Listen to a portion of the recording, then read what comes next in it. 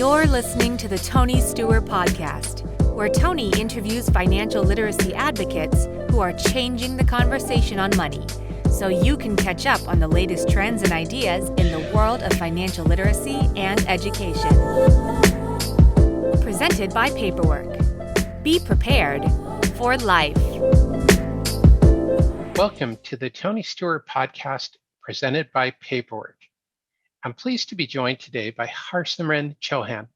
Simran is a TEDx presenter, holds leadership positions on the Model UN team, SHP Connections Committee, Global Researching Consultation program, and in her day job is a junior at Sacred Heart Preparatory School. In this episode, we'll be discussing why financial education is an essential life skill and why high school students are interested in personal finance, along with how financial literacy can lead to a more equal society. Harsimran, welcome to the Tony Steuer Podcast. Thank you, Tony, for having me on your podcast. It's an honor. Yeah, well, it's a pleasure to have you today. I'm glad you could join us. So, where I like to start out is a little bit about your origin story. What sparked your interest in financial education? Well, my parents are actually first-generation college graduates, and they both came from very humble beginnings. So after immigrating to America, my parents, they worked long hours to further their careers, and they managed their finances with a lot of care. So fortunately, my parents were always open about money, and they would teach me little by little, whether it was like shopping conscientiously, pointing out different gas prices by location, or even just saying no to my childhood desires. And at the time, it was very hard to not be able to stop at the ice cream trucks every single time. But it really taught me two important financially savvy habits, which are first, learning to differentiate my needs versus my wants, which I referenced in my TEDx. I needed school supplies, but I did not need that super tasty Neapolitan ice cream sandwich. And second, when I did indulge, I learned the value of my indulgence. I wasn't always going to get the ice cream. So when I did, it was special and I had to savor it. But also growing up as a young Indian woman in Silicon Valley, it was just interesting because I was torn between two significantly different cultures, one being extremely progressive and then the other being quite traditional. So the last thing I want to do is perpetuate these Indian stereotypes, but I have had experiences where I've seen or even heard relatives questioning the women of my family for pursuing demanding careers or higher education, and in a few cases, just general independence. So as I got closer and closer to becoming a legal adult, I just realized how unprepared I was for the world. And I'm the type of person who has huge ambitions and lots of dreams, one of which is attending law school. So the thing that ultimately it drove me to pursue finance was the fear that if I wasn't financially literate, I wouldn't be able to accomplish my goals. So, and then also in freshman year, I was given the opportunity to work with some material and adapt a course for my school's curriculum. And that experience just reinforced my novelty. So as I began to learn more and more, I realized that financial literacy wasn't just this short race, but it was in fact this marathon, and that our world changes. So money management would change with it. Therefore, finance is just versatile, and one can constantly keep learning new things. So financial literacy to me is the stepping stone that will deliver me to my path of success, whether it be managing my finances in college or even learning habits that I carry with me into the workforce. So, yeah. Well, that's great. And, it's funny. Actually, I had a finance major in college, and I was a little bit of the same thinking. It's like, I'm gonna have money at some point, hopefully, and so I better know what to do with it. So the last thing great. You want to do is enter the world and make money and then just lose it or not spend it or treat it right. But definitely, I agree with that. Well, that's great, and I'm glad you had those early experiences with the ice cream and everything else, because those help set up your money story and how you interpret money as you go through the years. Is that those experiences is that that delayed gratification of maybe you didn't get the ice cream sandwich today, but you got something else later on. So that's a great lesson that we can all relate to. So one of the things you've done, and you did this with your TEDx talk, and you're very involved in a lot of social activities, is why did you feel it was important to bring financial literacy to your community? Well, as I mentioned in my TEDx, high school is this time where we transition from children into young adults, and we begin to take on more responsibilities as we do so. So, for example, we work to get our driver's license, and along with that comes potentially driving our siblings, picking up groceries, or taking care of other errands. I mean, that's the case for my family. And we began to enrich our individual experiences by participating in extracurricular activities independently. High school is this time where we hone our skill sets and we find our passions and we grow to become these functioning adults. But although our career paths and pursued interests may differ, the commonality we all share is that we will be handling our finances at some point in the future. So if we acknowledge that paying taxes or buying a house or car, getting a job and paying off student loans are some shared experiences, then why aren't we teaching it in schools? And that was just my entire thought process. After my own experiences of doubt and confusion, I was really empowered and inspired to bring financial literacy to my community. I've had the privilege of attending a brilliant school and receiving a world-class education. Therefore, if I'm ignorant to these basic financial strategies, what's to say for the people who are less fortunate or less privileged than I am? And I believe it's just important for everyone to be financially educated because financial literacy is this great equalizer. When people learn these habits like budgeting or investing and are educated on the importance of credit, it prevents detrimental decisions, crippling debt, and even allows people to build multiple sources of income. And these are just a few of the products that a fraction of financial literacy can produce. So I believe, all in all, that financial literacy was just super important to bring to my community because this education can help level playing fields for so many people. But yeah. No, that is so well said, and I think it's a lesson most people, a lot of adults struggle with, is that whole credit. And people do prey on people who don't make as much money, who aren't as fortunate, Mhm. and they take advantage of them with loans with high interest rates and other Definitely. Like, things. I don't know if this is a common thing, but my friends, as they were touring colleges near the start of school, they had told me that they saw, credit card vendors talking to all these college students. Like, that's really prominent there because college credit card vendors know that college students are less educated and informed. And, when you get a credit card for the first time, it's amazing because you have this endless ATM and you can just swipe the card and get whatever your heart desires. But without that proper education, without the understanding of what a line of credit is or how interest works, it can be very detrimental to your financial portfolio and credit score. So, yeah. Yeah, 100%. And it's unfortunate, that credit card companies do that is because, as you mentioned, as students, all of a sudden, they have all these things. They can get a credit Hmm. card. It seems like free money. I'll pay it back later. That's okay.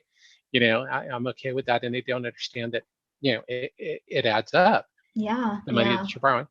Plus, college students is, I'm sure you're evaluating, student loans and Hmm. grants and everything else. And college is an expensive endeavor. I mean, do you feel like your school has given you the tools to think about college loans and stuff like that, or is that something else, for high school Honestly, students? I think on my end, I was a little lucky because our college counseling department, they touched on, consider financial aid or, these scholarships. But in terms of an actual class that sat down and said, hey, you're going to learn how to pay taxes, or you're going to need to learn how to maybe invest in the market or learn to create a budget, we didn't really have an entire course that was devoted to that. And I think that's just so important. Like, I'm a prospective college student. I'm considering colleges right now. And a big factor in my decision is, financial aid and how much it's going to cost me because I do have to start becoming independent. And I know that I can't rely on my parents for the entirety of my life. And it's a scary thought. But, you know, because of the information and the education that I've like received and like looked for myself in financial literacy, I feel a little bit better than some of my own peers. I talk to my friends and they're just now thinking about how to get a job, what it means to cut back on spending, all of these realities of money, and it can be very overwhelming and scary. So, yeah. Well, so how have you reduced that overwhelm for yourself? Because you've learned so much, how, what advice are you giving your friends so that they don't feel as overwhelmed by all these things? I think for me personally, it was just coming to terms with the fact that everyone is going to struggle for the first couple of months. It's completely normal. It's even if you have the proper education, it's going to be a big change. And I think, like, when I was talking to my friends, at least, I just said, like, look, think about it this way. You're going to want to find ways to save money. So you're going to want to cut, costs that are, unnecessary, right? You're going to want to find ways to create multiple flows of income. So maybe pick up a side job or maybe learn to invest in the market. And honestly, there is no key formula for that specifically. It's just as you start to invest, you get better and better. You learn to read patterns.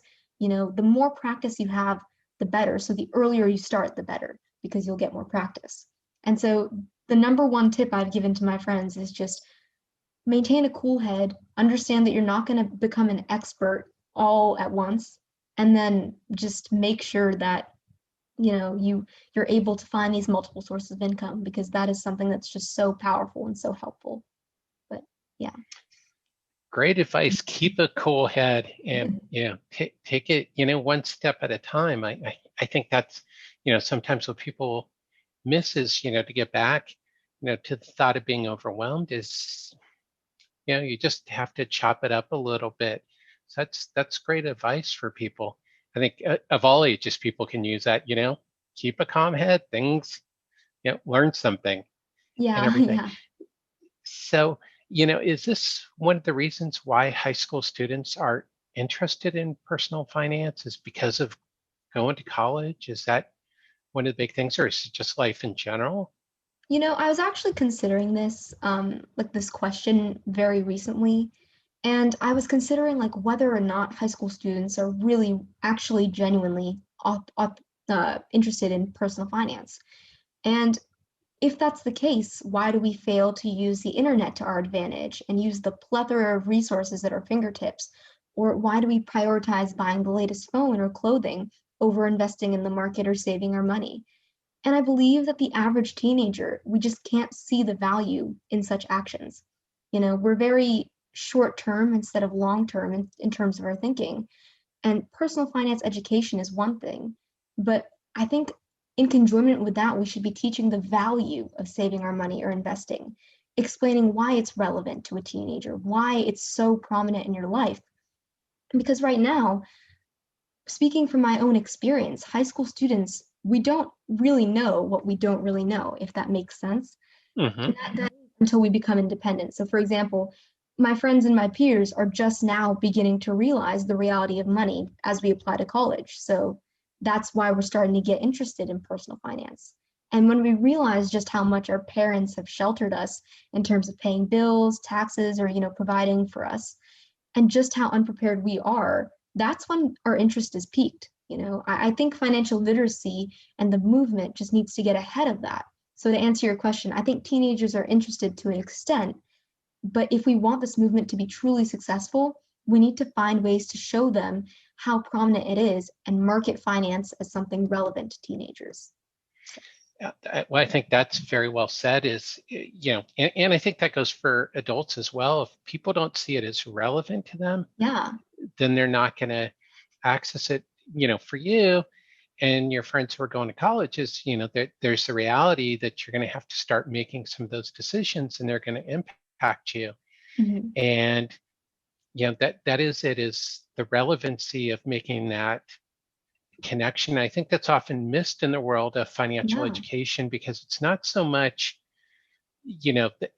people need to learn how compounding interest works, but they also need to learn why compounding interest is important to them. And I think that's what I hear you saying is that they need to connect those dots.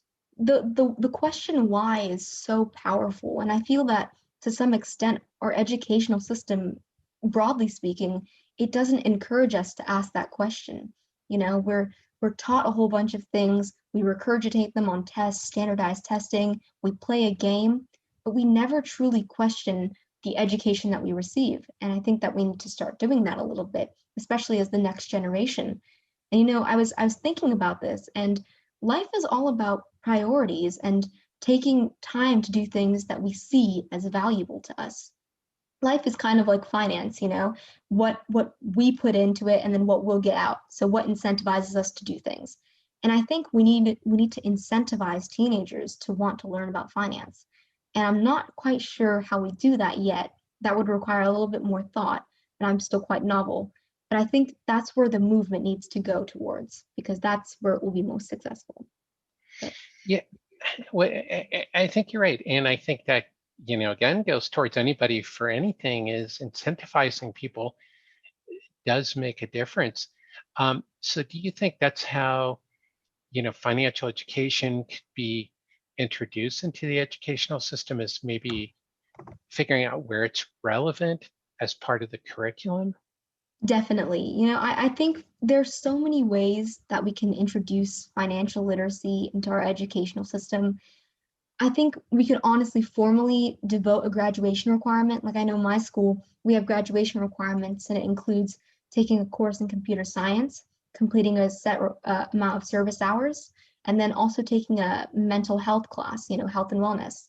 But I think if we add personal finance to that list, children will be forced to kind of take that class.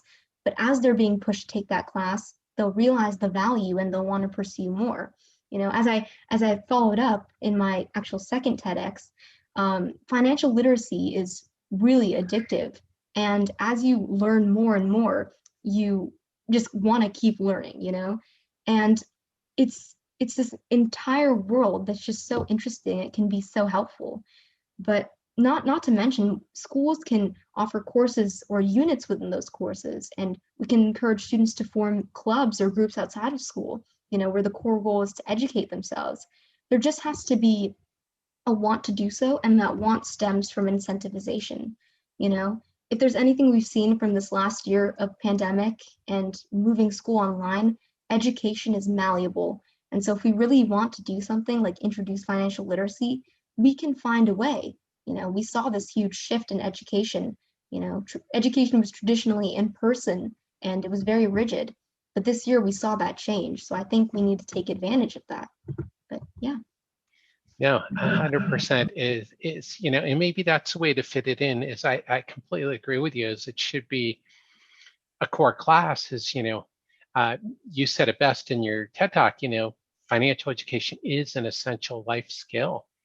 And, no matter what you do, whether you go to college, whether you go into the workplace, whatever you do, you're going to have money. You have to figure out what to do with it. You want to spend less than you bring in. Yeah, And yeah. go from there. But as you mentioned, is there are so many more building blocks, and to some degree, it can be addictive, because once you learn something, is then you feel empowered to learn that next thing. Because knowledge is powerful, and especially if it's something that's relevant. Like geology may be relevant if you're going to, go into a field that's helpful for, but personal finance is something everybody has to deal with. Yeah, yeah. When 100% of the population is dealing with it, then it has to become, taught in schools, because I found the statistic where only 19% of students use algebra level math in their actual current jobs, and 100% of students use personal finance in some shape or form. So if we're teaching algebra, and that only helps, 20% of our population, why aren't we teaching personal finance, which helps 100% of our population, Yeah, well, that is the question, and I have Yeah. often wondered about that.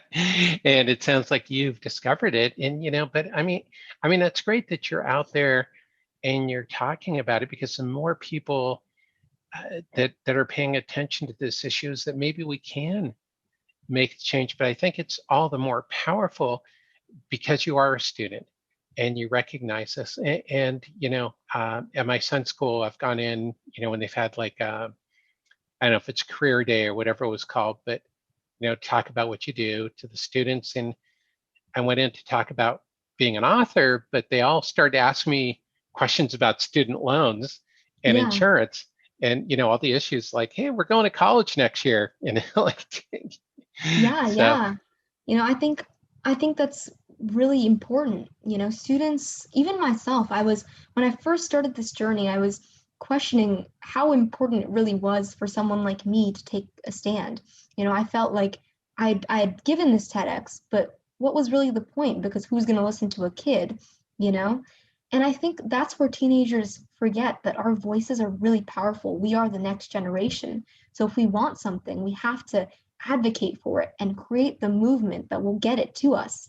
And I think we're doing a better job of that now, especially during this pandemic, especially during the recent environments politically and socially. But we need to get a hold of that and take advantage of that and then move towards using our voices to speak for personal finance. Get our voices out there, make sure that our representatives know that we want education in this one topic. We need it. And I agree, it's definitely crucial to the development of our generation. Yeah. 100%. And I love what you said there is I think, high school students do have a voice. Is you're young adults, um, you're educated, uh, you have thoughts, and I think that all thoughts are valid and should be heard, and you have fresh perspective. Somebody like me, I have a few decades of experience that's biased how I look at things, but you have a new perspective on it, and I think that's important that people should speak up and students should be you know have that opportunity to speak up. So it's great, also what you're doing with TEDx and the Model UN and all the other activities. And I do know high school students, like I mentioned, my son is in high school, and at his school, the kids are involved in running the school and everything, and they do a Mhm. fantastic job, and they take it more seriously than a lot of the adults. Yeah, I You think know? I think when kids are given that leadership role, like I personally have taken on so much leadership within my school community. I really do enjoy it because it gives me a perspective of what the real world will look like, working with adults, working with people who are older than you, people with more experience, learning to network. And I think these are all valuable skills that, students should be building. And it's really great that, some schools allow for their students to sit at these higher levels and on these boards or committees because it gives you a fresh perspective and an education that can't necessarily be taught from reading a book or sitting in a classroom. It's the same with personal finance. Hands-on is honestly, from my perspective, much better because I remember in my math class, I'm not a math student. I struggle quite a bit with math, but at the end of the year, our teacher actually, he scrapped the rest of our curriculum and he said, I'm going to teach you guys how to buy a house. And so he gave us each individual circumstances. Like I had 2 kids and I was a single Mhm. mother and I had to find a house in Redwood City, San Mateo, or Burlingame. And I didn't realize how hard that would be, given my level of income. And it was insane. Like I struggled for days to find a proper house and I ended up settling for like a 1-room apartment, in a complex because that was all I could really afford. And I think things like that where you're hands-on, where you're living the scenario, it's so important and it teaches you a skill that you can't really get from, writing a math equation or reading a book. But yeah. Yeah, no, a real life example, and nothing beats it. And I was going to say, yeah, good luck on finding somewhere in the Bay Area, Exactly. on a low income. So, as we wrap up, what is your number one tip for people on being financially prepared? Well, I mentioned this a little bit before, but my number one tip for anyone looking to be financially prepared is just understanding that it takes time. You're not going to be an expert overnight. I started a year and a half ago and I still feel pretty novel in the world of finance, but it's also consistency and that it's never too early to start learning. When learning about finance, there's really so much to explore. And if you do it in a rush, you won't absorb the material properly. So you have to go into the education understanding that you have to be consistent. You have to look for finance everywhere, whether it's planning your meals for the week, considering your transportation, other things like that. And just shifting your mindset little by little, especially in the age that we are, teenagers or even middle schoolers, it's so important because then before you know it, you'll be thinking like a financial intellectual. And finally, starting as soon as possible is just so important. And I can't emphasize that enough because when you start slow and you build it over time, you build a strong foundation and you'll be less likely to make mistakes that are very common among young adults. But that would be the number one tip that I give to anyone who wants to look to be financially prepared. Well, I mean, that's a great tip is, to start slow. I mean, I tell people today is the best day to start learning. Yeah. Whenever you can, learn a little bit every day. Don't be overwhelmed. That's fantastic advice. And and it is a lifelong process.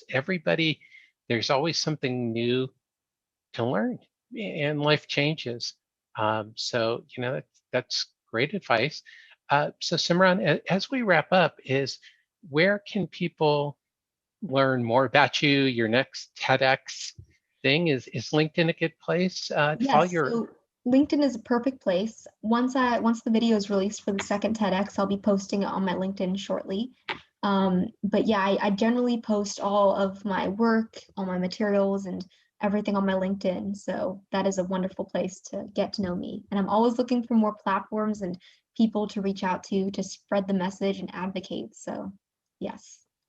Fantastic. Well, and so everybody in the show notes, I'll be linking over to Simran's LinkedIn profile, so you can connect with her there. I urge everybody to go out and watch her TEDx talk if you haven't already done it.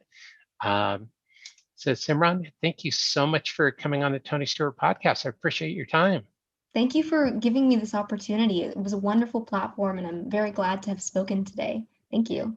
Yeah, we did a great job. Thank you again for joining me, and thank you everybody for tuning in to the Tony Steuer podcast. Until next time.